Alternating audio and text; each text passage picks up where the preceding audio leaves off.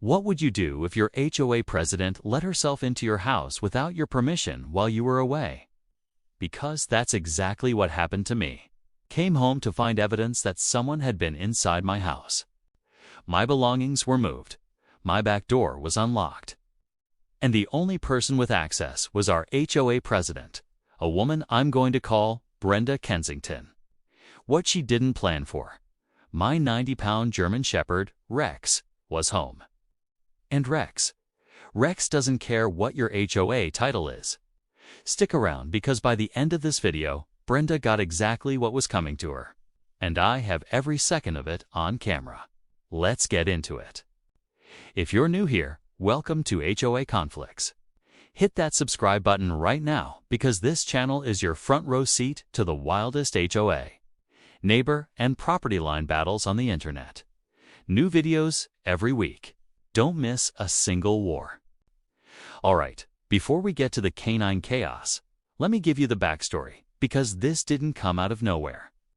This has been brewing for almost 2 years.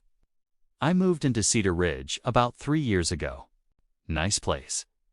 Quiet street. Good neighbors. Or so I thought. About 6 months after I moved in, a woman I'll call Brenda was elected as HOA president. And from day one, it was clear she had a very specific vision for the neighborhood. And that vision, it included controlling everything about my property. In the first year, I received 11 violation notices. My lawn was too long by 1/4 inch. My trash can was visible from the street for 45 minutes after pickup.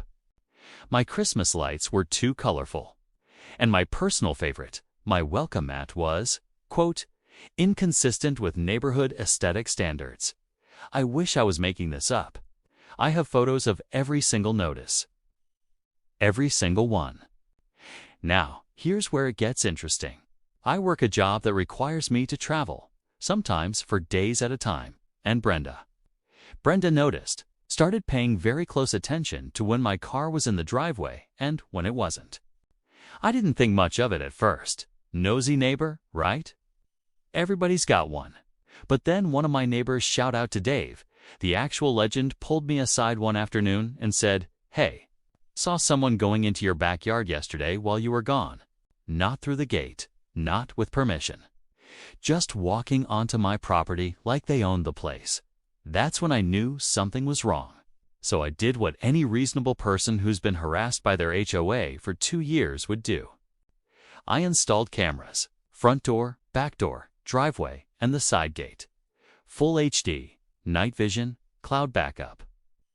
And then I waited. 2 weeks after I installed the cameras, I had to travel for work. 3-day trip. I arranged for my friend Marcus to check on Rex once a day. But Rex was staying home. Because Rex is a 90-pound, fully trained, deeply territorial German Shepherd who has been living in that house for 4 years. Rex knows that house.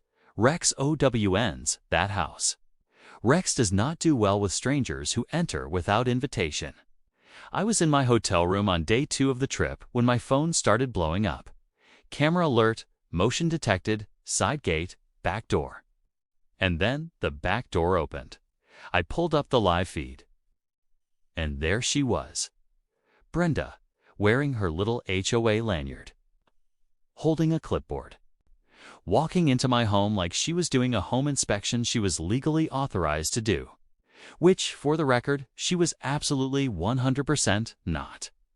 Now at this point, I want to be very clear. I did not know what she was doing.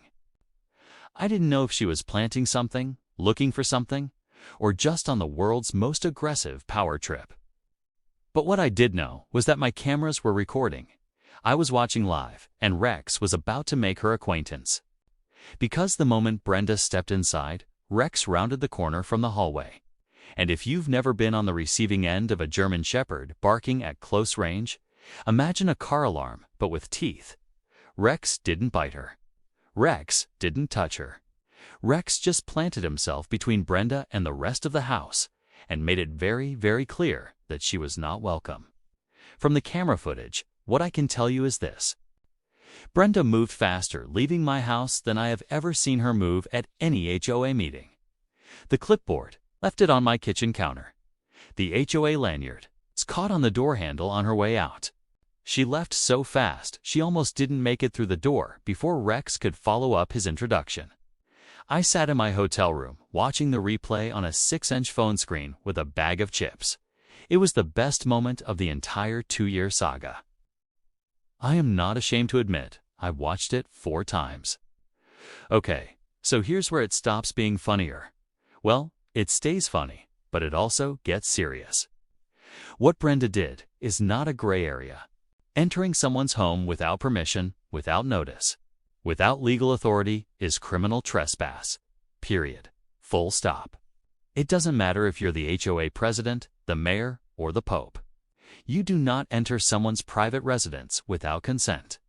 The moment I got home, I pulled the footage.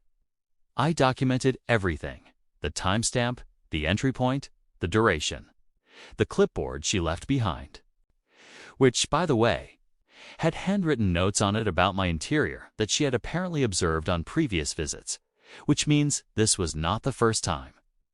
I called a lawyer that same evening. I filed a police report the next morning. Now Brenda, to her credit and I, used that phrase loosely, tried to argue that as HOA president, she had the authority to perform property inspections for covenant compliance. She actually submitted a written statement to the police making this argument. The officer who handled my report had to explain to her very patiently. I'm told that HOA authority applies to external property features visible from common areas. It does not, under any interpretation of any law in this state, grant access to the interior of a private residence without the owner's explicit written consent. That's not an HOA rule. That's a fundamental property right. Brenda received a criminal trespass citation. She also received a cease and desist from my attorney. And here's the part that genuinely shocked me. When I brought the camera footage and the documented history of harassment to the full HOA board, 3 other board members voted to remove her from her position as president.